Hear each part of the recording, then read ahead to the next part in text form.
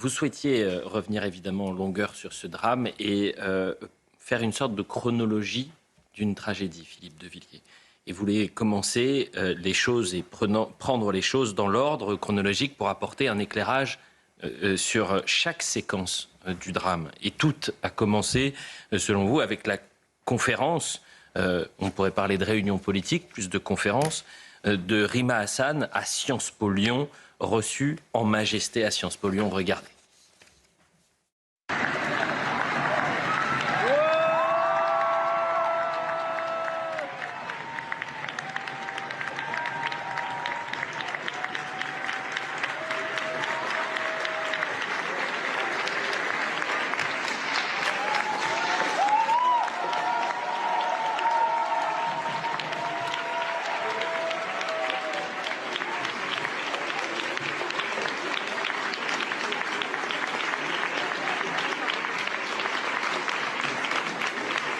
Geoffroy Lejeune. Philippe, quelle analyse faites-vous des images qu'on vient de voir, de la prise de parole de Rima Hassan, de sa réaction aussi aux événements qui se sont passés à l'extérieur de Sciences Po Lyon quand elle était en train de parler aux étudiants, et plus généralement, quelle analyse faites-vous aujourd'hui de l'état de l'université française? Alors, là, en voyant ces images, Elliot m'a interpellé en disant vous êtes ancien de Sciences Po. Effectivement, quand je vois ces images, moi, ancien de Sciences Po, c'est jamais arrivé ça. De mon temps, comme on dit. C'est impensable. On appelle ça une conférence. Non, c'est pas une conférence, c'est un meeting. C'est un meeting politique. Et en fait, Rima Hassan, j'ai étudié de près ce qui s'est passé. J'ai écouté son discours. Et je vous livre ce qu'elle a voulu faire et ce qu'elle a voulu dire.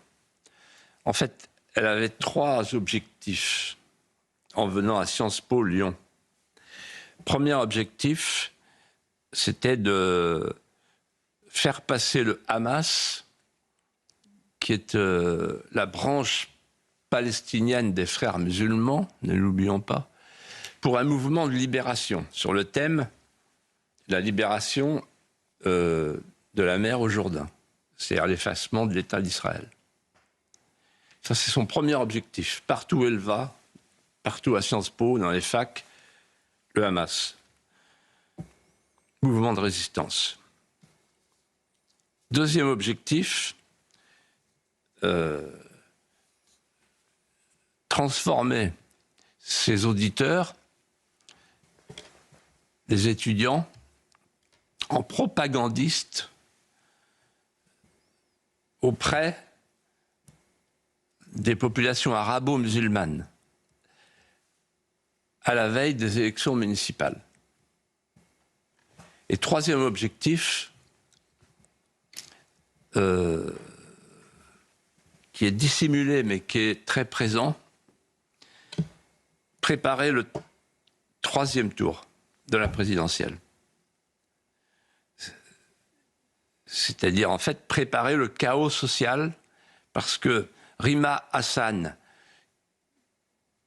qui connaît bien Jean-Luc Mélenchon, dont elle est une collaboratrice immédiate, Rima Hassan sait que la victoire de Mélenchon à la présidentielle est peu probable, encore moins depuis 8 jours.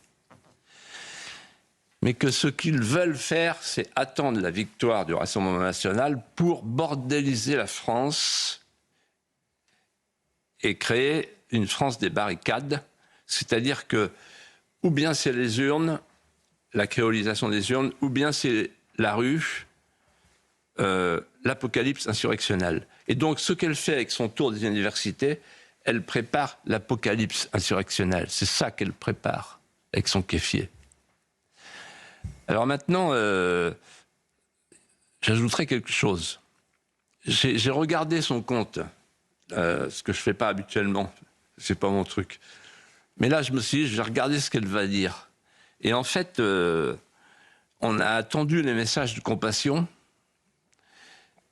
et j'étais horrifié de voir qu'elle a repris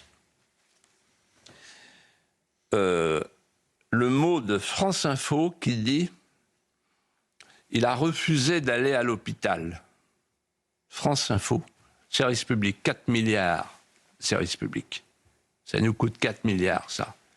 Il a refusé d'aller à l'hôpital. Et France Info ajoute, on ne sait pas bien trop bien ce qui s'est passé, ce qu'il a fait entre le moment où il a quitté les lieux et le moment où il s'est effondré, sous l'abribus. On ne sait pas très bien ce qui s'est passé. Ah oui, en effet, oui. Salopard. Et donc, elle a retweeté ça, quelques instants après le meurtre. Honte à elle. Mais je vais plus loin. C'est très important, Rima Hassan, pour Mélenchon. Parce que c'est l'incarnation, c'est ce qu'on appelle une incarnation.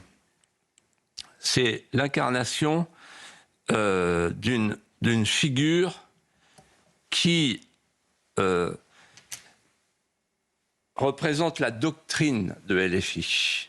Cette doctrine repose sur 2 éléments qui se cristallisent. Si vous comprenez ça, vous comprenez tout. Premier élément, l'islam est la religion des opprimés. Et donc, grâce à cela, si vous le croyez, c'est ce qui permet au gauchisme d'abjurer son aversion du religieux. Pas mal. Et deuxième élément, l'immigration permettra de faire entrer en France un nouveau prolétariat actif et révolutionnaire, dont on a besoin, vu que l'autre prolétariat s'est embourgeoisé et parti au Rassemblement national. Ce sont les 2 éléments qui se coagulent, les 2 éléments qui se cristallisent et qu'incarne parfaitement Rima Hassan. Alors maintenant, je réponds à votre question sur l'université. L'université, qu'est-ce qu'elle est devenue? L'université, c'est devenu la chasse gardée de l'islamo-gauchisme et de l'extrême gauche. C'est simple, il n'y a plus de légitimité académique, les conférences, les séminaires n'obéissent plus aux lois les plus élémentaires de la tradition universitaire, de l'éthique universitaire, ce que dit très bien Fabrice Balanche. Ensuite, c'est la terreur qui règne. En avril 2025, je ne sais pas si vous vous souvenez, Fabrice Balanche, grand professeur de géographie, qui est une sommité, il a été chassé de son amphi, manu militari. Et il n'a jamais pu revenir. Et il ne s'est rien passé. La direction de Sciences Po n'a rien dit, Lyon 2. Là où Rima Hassan pérorait jeudi dernier. Et puis ensuite, il y a des enseignants-chercheurs, comme par exemple Florence Bergeau-Blaclair, qui sont déclarés indésirables. Alors vous avez les graffitis, vous avez les tags, enfin voilà, ils sont chez eux. Mais ça va plus loin.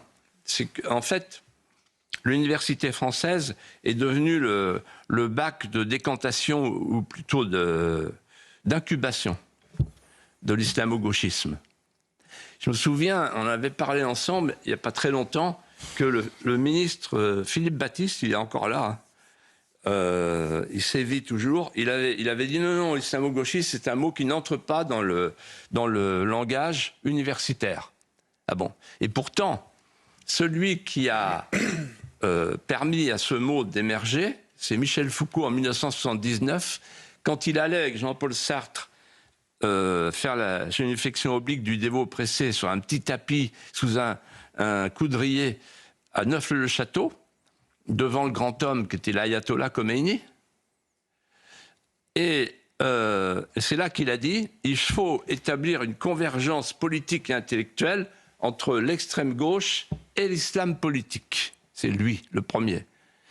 Et derrière, comme l'a dit Olivier Vial, il y a eu 3 étapes dans l'infiltration de l'islamo-gauchisme à l'université. 3 étapes. Première étape, l'islamo-gauchisme s'est accroché, s'est arrimé au mouvement intermondialiste. 1994, parution du livre de Chris Harman, l'anglais trotskiste, Le prophète et le prolétariat. Ça, c'est le premier moment.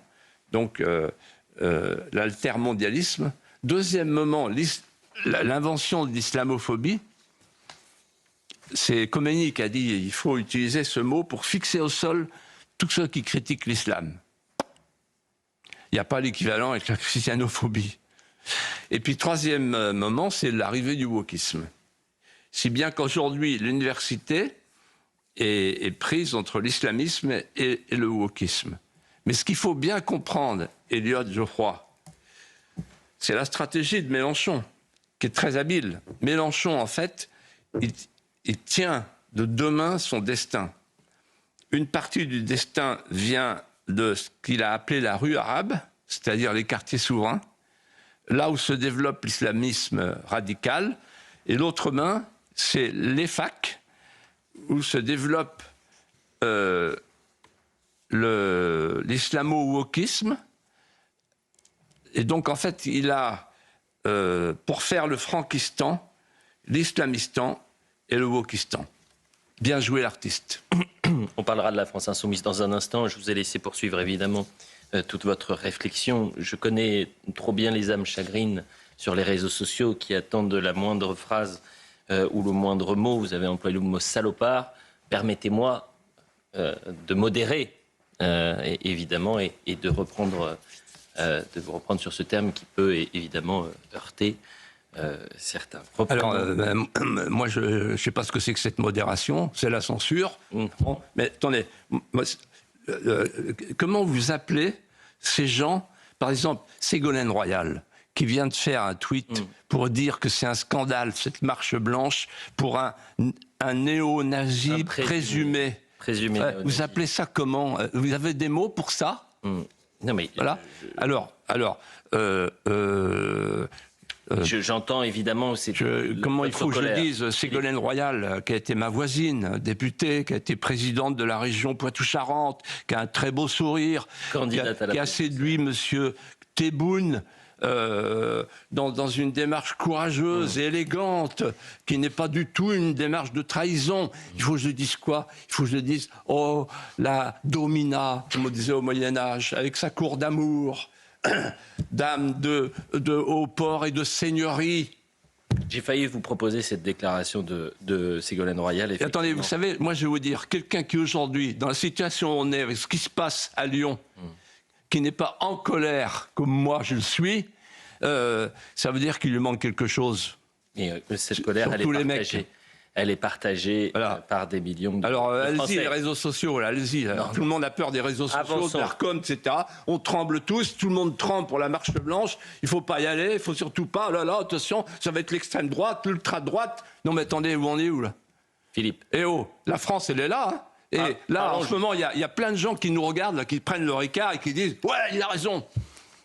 Alors, on continue. Et c'est pas fini, vous allez voir la suite. Parlons du mouvement féministe Némésis, justement, qui déroulait, et on poursuit la chronologie de la tragédie, qui déroulait une banderole intitulée « Islamo-gauchisme hors de nos facs ». L'université, vous en parlez juste avant. Peu de médias en ont parlé, mais deux jeunes femmes militantes ont été agressées, dont une qui a été projetée au sol. Je vous propose de voir la séquence.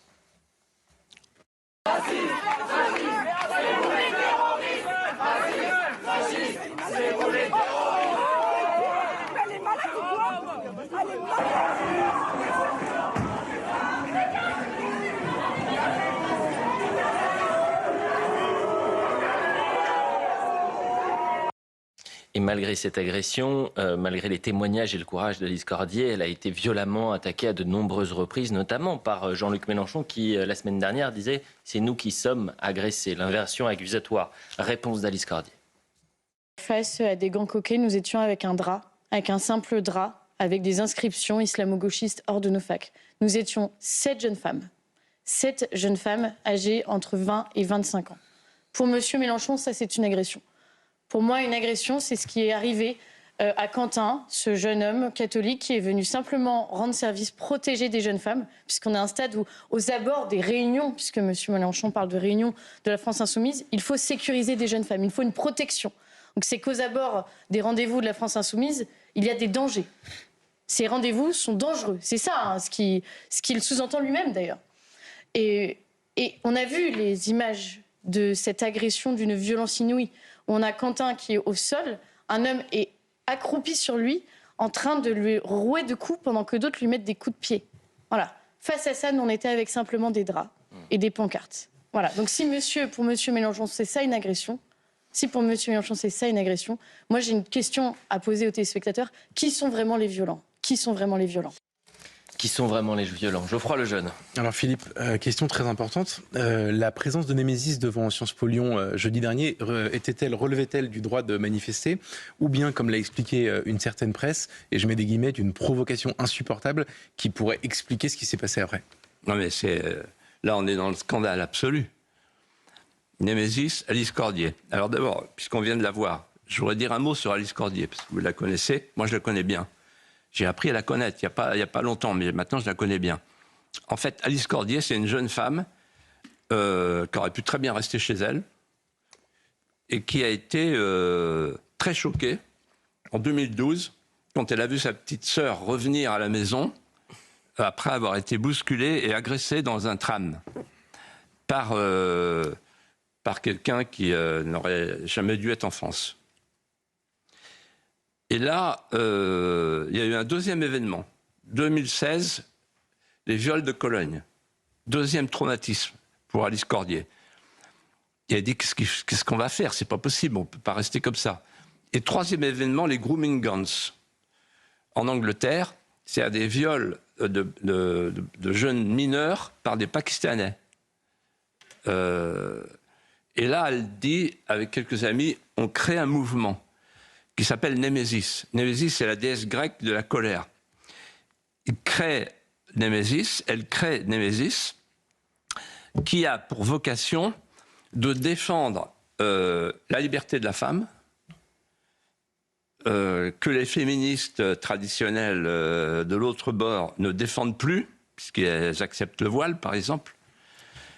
Enfin, la liberté de la femme, c'est-à-dire que face aujourd'hui il y a les fémènes d'un côté avec les femmes dépoitrinées et les islamistes avec les femmes grillagées. Elle dit, moi je veux pas de ça, je veux la civilisation française dont je parlais à l'instant. La civilisation française, ça veut dire que la France est le pays inventeur de la courtoisie. Michelet disait, la France est une femme. La France est un être moral doué de tendresse. La France est une mère aimante. D'ailleurs, la patronne de la France s'appelle Notre-Dame. Bon. Et donc, elle inscrit son action dans l'idée de la tradition française pour défendre la liberté de la femme. Et qu'est-ce qu'elle fait ?